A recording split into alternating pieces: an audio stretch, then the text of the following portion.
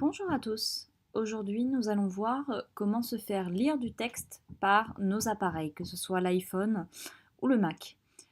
Ici, sur le Mac, je vais vous montrer deux options que je trouve assez géniales. La première, c'est l'utilisation de Siri pour se faire lire le dernier mail reçu, le dernier message reçu, etc. Là, je vais vous prendre l'exemple d'un mail. Donc, je vais appuyer sur le bouton Siri pour pouvoir lui formuler ma requête. Siri, peux-tu lire le dernier mail que j'ai reçu? 10h37, Kiddy vous a renvoyé un email concernant moins 10% de... Voilà, donc ça c'était pour l'exemple de... Maintenant, je vais vous emmener sur Safari, dans un article que j'ai envie de conserver. Et je suis en train de faire quelque chose, donc j'ai envie que mon ordinateur me lise l'article. Eh bien, c'est possible.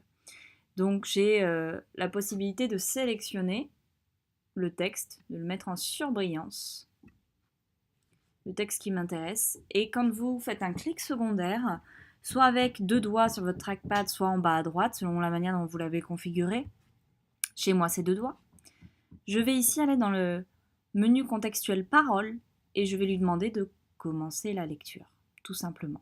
Et là, c'est mon ordinateur qui va lire à ma place. Une autre option que vous trouvez dans ce menu contextuel que je trouve génial aussi, elle est dans Service et elle s'intitule Ajouter à iTunes comme piste de texte lu.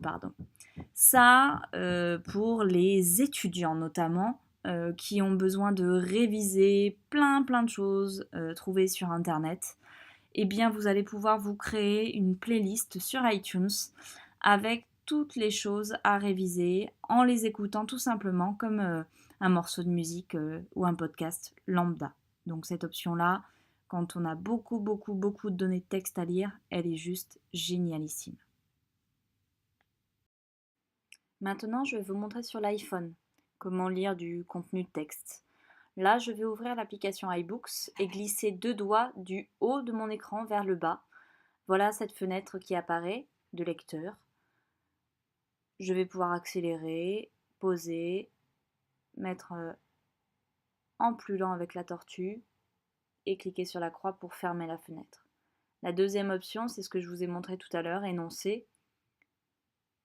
On sélectionne son texte sur une page internet par exemple, et dans les propositions qui nous sont faites, on a dans la barre noire énoncé qui nous permet de lire le texte.